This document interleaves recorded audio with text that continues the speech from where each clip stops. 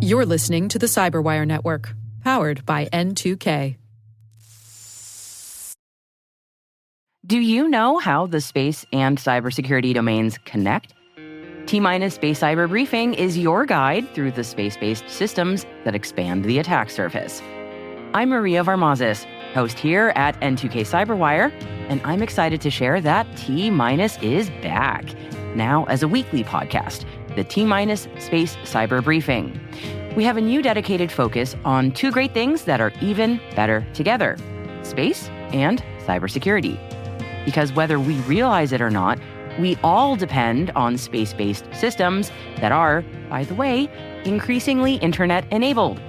We're talking cybersecurity technologies, policies, and organizations that are securing the critical space-based infrastructure that powers, protects, and connects our lives here on Earth. So join me for T-Minus Space Cyber Briefing, new episodes every Sunday.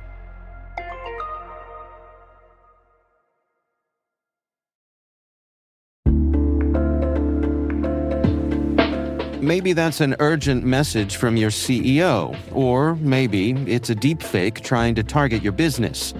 Doppel is the AI-native social engineering defense platform fighting back against impersonation and manipulation.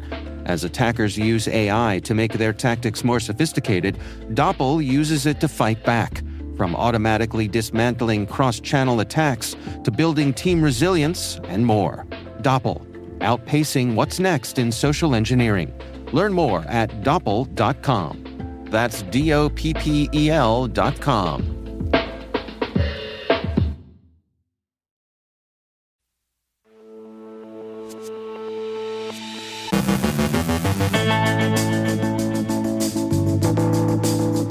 The Five Eyes issue a rare joint warning on China. Jen Easterly weighs in on Trump's AI EO. Researchers warn everyday notifications can become AI attack vectors. Ironworm is a sophisticated Rust-based info stealer targeting software developers. Cisco patches a critical vulnerability in its unified communications manager platform. Anthropic maps AI-enabled cyber activity to the MITRE attack framework. Authorities dismantle an online counterfeit identity marketplace. Our guest is Jason Kikta, CTO from Automox, discussing AI vulnerabilities, real risk, and the speed problem. And an extortion crew is forced to open a customer support ticket.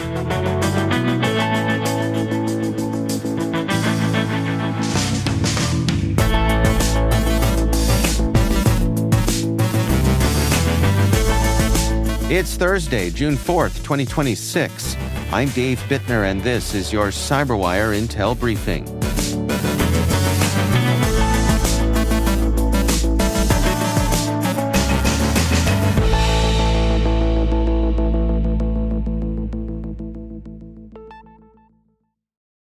Thanks for joining us here today. It's great as always to have you with us. The United States and its Five Eyes intelligence partners, including the United Kingdom, Canada, Australia, and New Zealand, have issued a rare joint warning that China is using LinkedIn and other professional networking platforms to recruit individuals with access to sensitive government and military information.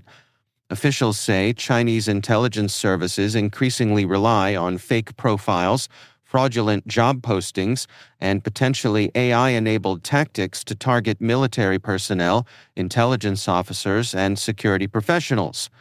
According to the advisory, operatives often pose as recruiters, consultants, or think tank employees to attract candidates who may have access to classified information. Individuals who engage with these offers can face growing pressure to provide non-public information, often in exchange for payment disguised as compensation for research or consulting work. The warning marks the first time all Five Eyes members have jointly addressed this threat publicly.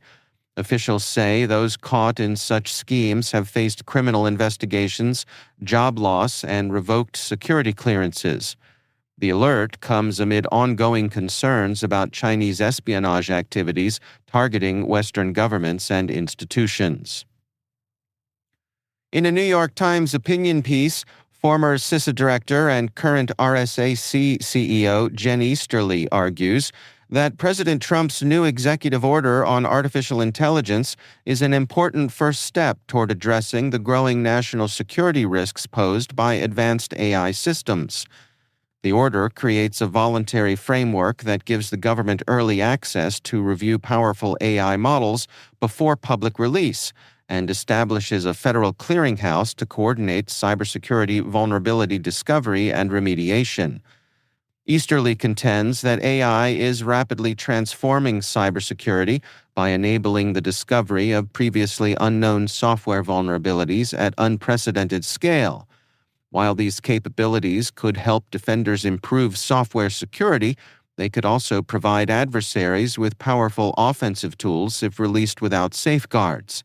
She points to recent decisions by leading AI companies to limit access to advanced cyber-focused models as evidence that the risks are being taken seriously. While supporting the executive order, Easterly argues that voluntary measures are insufficient and calls on Congress to establish durable requirements for testing, security, and deployment controls on the most advanced AI systems. CISA Acting Director Nick Anderson said Wednesday that the agency expects to issue guidance by the end of the week outlining the steps federal agencies must take to implement the President's artificial intelligence executive order.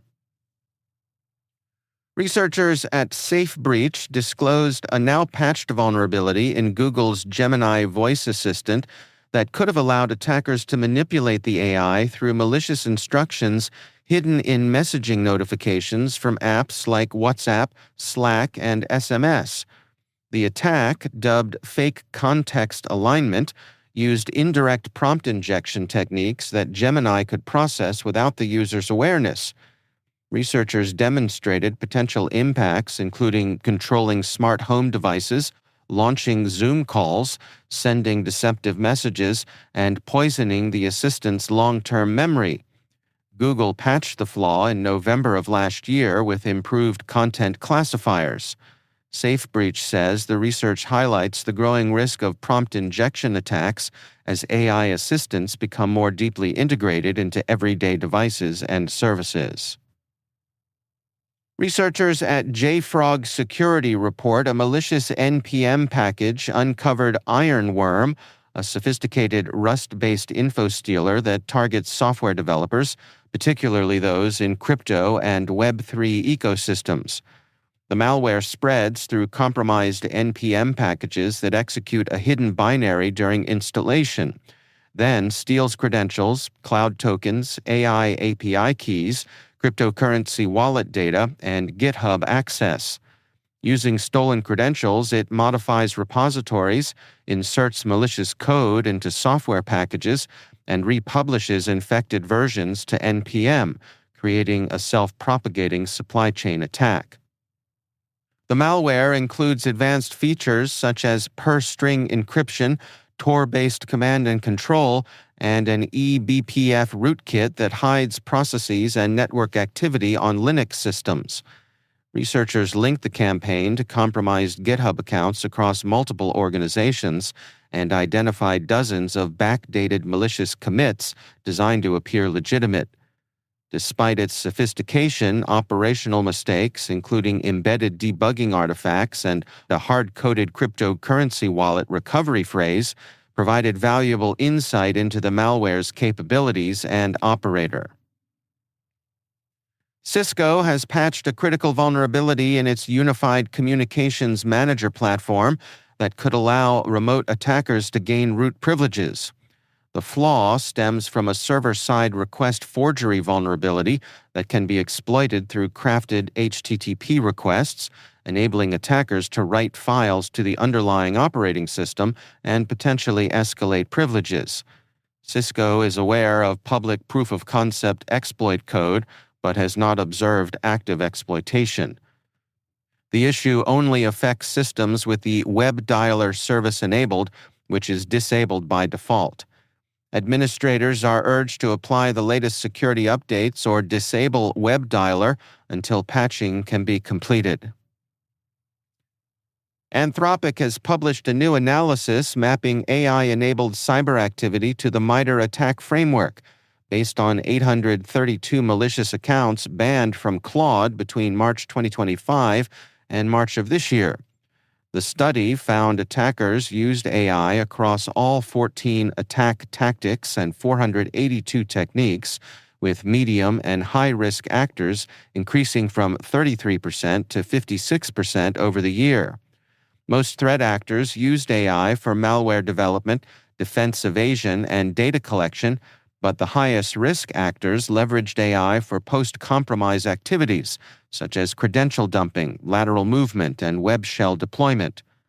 Researchers argue that traditional measures of attacker sophistication are becoming less useful as AI lowers technical barriers.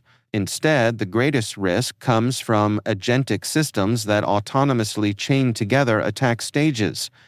Anthropic says existing threat frameworks do not adequately capture these AI-driven behaviors and is working with industry partners to develop new methods for tracking and defending against increasingly autonomous cyber operations.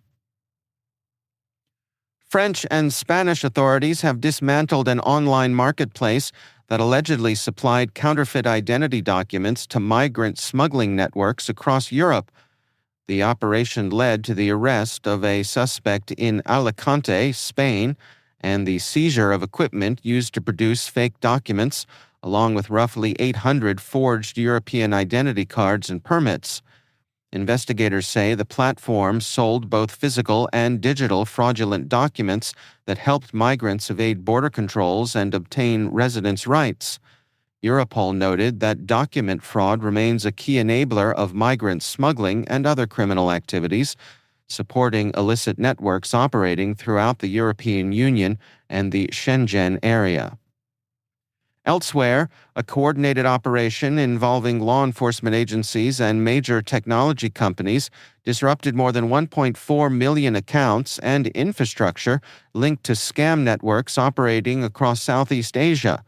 The effort, known as Disruption Week, targeted fraud compounds in Cambodia, Laos, and Burma that allegedly used trafficked workers to conduct online scams. Authorities arrested 63 individuals, dismantled servers and network infrastructure, disrupted social media, Microsoft and Starlink accounts, and froze more than $3.8 million in cryptocurrency tied to criminal operations. Officials said the operation demonstrates the impact of collaboration between governments and the private sector in combating large-scale online fraud.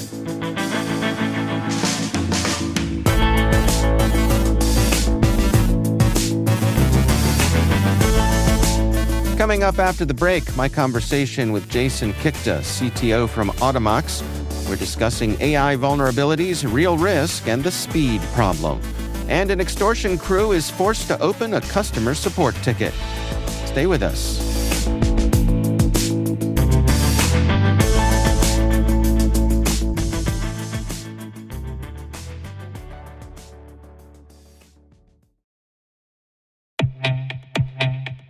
What's the one thing in business that's spreading as fast as AI? AI risk. Every new tool your team signs up for, every vendor that turns on AI features, every new integration, each one creates another opportunity for something to go wrong. And most security programs just weren't built for AI's pace of growth. Enter Vanta. Vanta is the #1 agentic trust platform, used by more than 16,000 fast-moving companies like Ramp, Cursor, and Harvey to help ensure they're always audit-ready. And now, Vanta is helping companies watch for the risks that show up between audits, across vendors, AI tools, and their entire environment.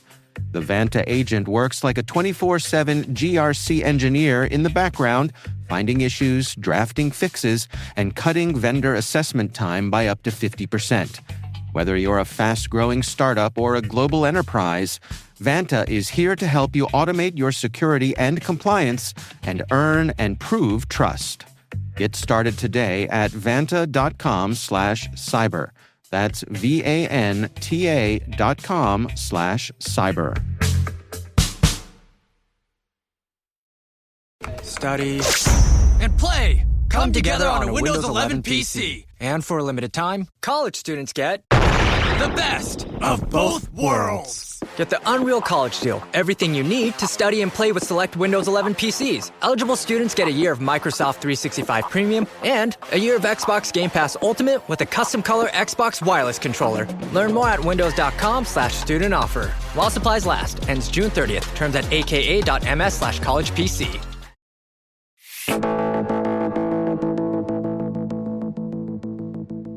Jason Kikta is CTO at Automox, and in today's sponsored Industry Voices segment, we discuss AI vulnerabilities, real risk, and the speed problem. Well, how do you assess this moment that we find ourselves in right now? We've got AI coming at us, it seems like, from every direction, and my sense is that a lot of folks are just trying to keep their head above water. What are the people that you're talking to, what are they saying that their main challenges are these days? I think the biggest thing on their minds at the moment that's really been a consistent theme, Dave, is they have challenges orienting on the problem. And what I mean by that is, they're trying to decide, is this a patching speed problem? Is this a shift from patching to mitigations? Is this a detection issue? Is this a governance issue? And the answer is a little bit of all of the above. It's the same thing when I talk to people about, positive uses of AI, about how it changes maybe the software development lifecycle. And my point is always that it's not a new cycle, it's just rebalancing of what's existing. And in much the same way, from a security perspective, the speed of certain things changes, the focus, but the overall fundamentals are still consistent. It's just where you're putting your effort and your balance. Well, you mentioned overall fundamentals, and to what degree do you find people being able to successfully separate the reality from all of this hype? That's the one that comes up a lot as well. Is and my point to them is, mythos, no mythos. The trend is directionally true, and it doesn't much matter whether it's ChatGPT 5.5 with a really good harness, or some self-trained model, or somebody somehow gets access to Mythos ahead of time. Mythos is the catalyst. It's not the threat, right? And so these models are accelerating discovery. They're not inventing new classes of exploitation, but the gap that really matters is between the bug being found and the posture being updated. That's what's gotten a lot faster, and that's the thing we need to focus on. So what are you recommending? How are you suggesting that people come at this? I am a first principles kind of person. And so I always go back to, we need to think about, these frontier models and how they change the way that we balance risk. So for me, it starts with frontier-paced governance. That's the response. It's not a tool, it's a mindset shift, right? You want to align the governance of your processes with the execution around this rebalanced risk appetite, right? You're going to take a little more risk in some areas to potential outages, the business, to adjusting your network's posture than you would have in the past. And that's because, that risk of disruption is far cheaper than the risk of exploitation. So that's where you need to get focused on how quickly can you identify mitigations, develop your own implementation of it and apply it. How quickly does the patch come out? How quickly can you apply that patch? The thing that I'm hearing from some of my peers is that their mindset is, we need to be prepared for 10x the patching. Well, that's a tall order, right? And that's an estimation, but that 10x speed, that is not small. That is a very significant lift and change of how we've done business for decades. Well, you hear folks talking about having to operate at machine speed, and I'm putting air quotes around that. Again, trying to separate the hype from reality. To what degree is that the reality today? I think it's the reality to a degree. I I teach a class down at a grad school class at Johns Hopkins SAIS, and I always like to tell my students, you have to separate what computers are good at from what humans are good at, and make sure that your solution always aligns to our respective strengths and not our weaknesses, right? So humans are good at experience, judgment, intuition, right? Computers are good at scale, speed, repetition, things that humans just are naturally poor at. So when you think about moving at machine speed, it's about the human applying that experience and judgment ahead of time and giving the machine, the software, the whatever, the guidance and tools it can apply at machine speed to respond to an emerging situation, right? So it's not about picking out every individual patch.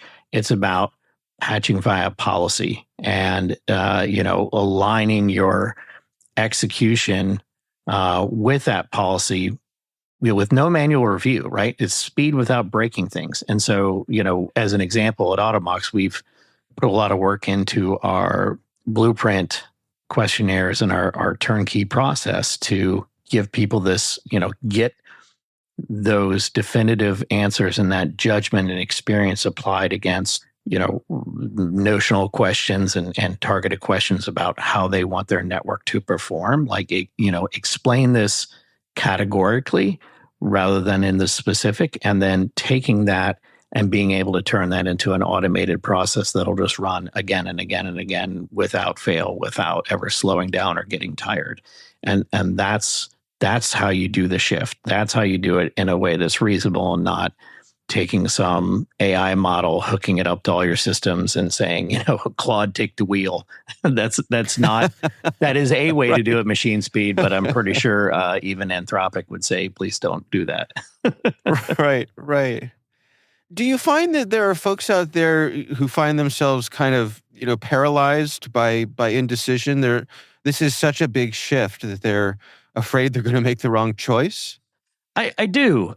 And, what I tell them is like, don't spend time debating about whether AI is going to accelerate attackers. Don't debate about, well, is this attack going to get faster? That, focus on what you can control and what you can measure rather than a lot of unknowns, right? So what's your time to patch? What's your time to remediate? How are you controlling your configuration drift? Where's your governance friction, right? Can you measure your governance friction?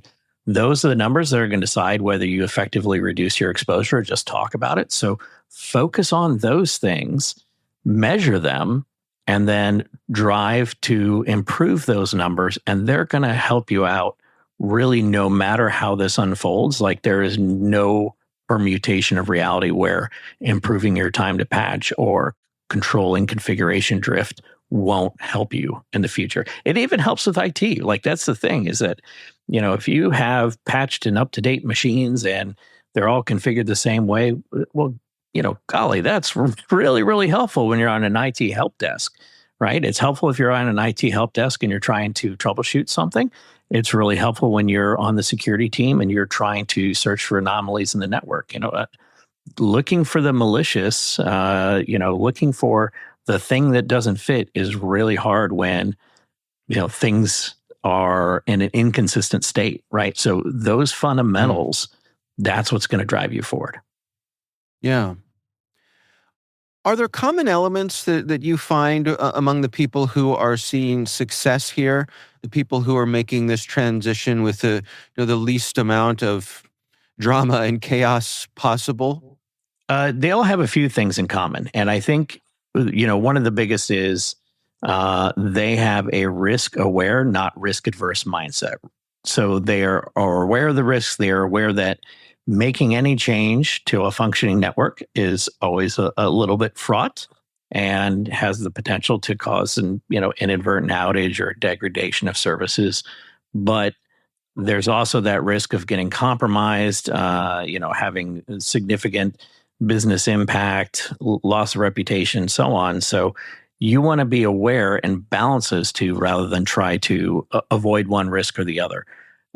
Another characteristic is, a heavy degree of automation. And again, I go back to moving at machine speed, whether it's through automated systems, autonomous systems that are using agentic AI.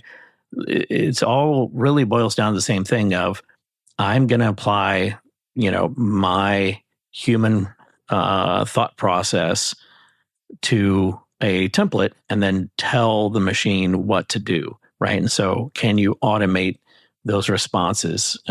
Is that captured? Will it function the way you intend? Have you tested it, right? And that's the thing is, it's like I do with my security team is, they'll show me some new detection that they've written up or some, new tool that we've implemented. And I'll say, that's neat. Like, let's throw malware in front of it and let's see what it does. Like throw in the thing that you're expecting it to catch and make sure it really catches it. Right. And then throw in some things that are maybe benign, but similar and see if you accidentally catch those too. And, because that brings me to the third point, which is nothing is sufficient if it's not tuned, right? I don't care if it's IT software. I don't care if it's security software. Just implementing the thing out of the box is not at all going to work for you. And just no reality is it going to work right out of the box. I wish it were so. I think we all do. But, our entire profession exists because, it's not just the setup, it's the tuning and the maintenance. And, there's another thing is that, did you just set it up initially and move on? Or is it, do you have a plan to go back and check on it every once in a while? Have you done something like a solutions optimization call with your vendor to sit down and go through and make sure that it's running the way that it ought to be? Is it aligned to best practices? Was it aligned to best practices when you brought the thing in 3 years ago and it's no longer aligned to best practices today, right? Those are the critical questions that you need to ask yourself because, it's that sort of fundamental, they're those fundamental discipline things, those first principles that really carry you through, and it makes the path very, very clear. And those are the folks I see with the most success right now. That's Jason Kikta from Automox.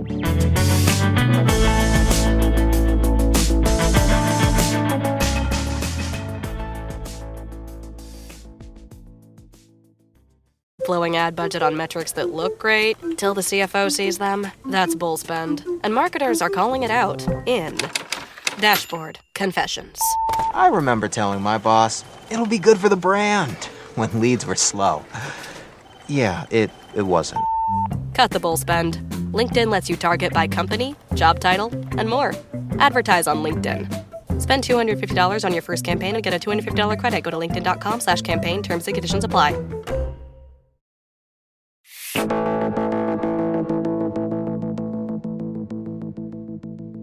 And finally, a ransomware affiliate recently learned one of cybercrime's unwritten rules the hard way. Don't target organizations in the Commonwealth of Independent States. After an affiliate tied to the R.A. Lord-linked Nova ransomware operation reportedly compromised the Ariel Group, an oil field services company headquartered in Uzbekistan, the victim contacted the gang to point out the mistake. Nova responded with an unusual public apology, banned the affiliate, and promised free recovery assistance and pledged not to leak any stolen data. The incident highlights a long-standing reality of the ransomware ecosystem, where many Russian-speaking groups avoid targeting organizations in Russia and neighboring CIS countries. Threat researchers say local authorities often tolerate financially motivated cybercrime, provided domestic organizations are left alone. The episode also serves as a reminder that cybercriminals are not always criminal masterminds.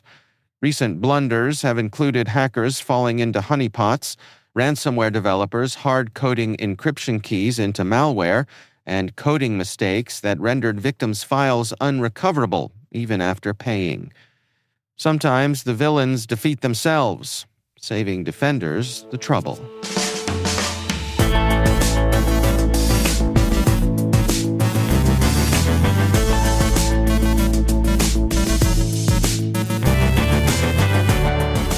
And that's the CyberWire. For links to all of today's stories, check out our daily briefing at thecyberwire.com. We'd love to know what you think of this podcast. Your feedback ensures we deliver the insights that keep you a step ahead in the rapidly changing world of cybersecurity. If you like our show, please share a rating and review in your favorite podcast app. Please also fill out the survey in the show notes or send an email to cyberwire@n2k.com. N2K's lead producer is Liz Stokes. We're mixed by Trey Hester with original music and sound design by Elliot Peltzman. Our contributing host is Maria Vermazis. Our executive producer is Jennifer Iben. Peter Kilby is our publisher, and I'm Dave Bittner. Thanks for listening. We'll see you back here tomorrow.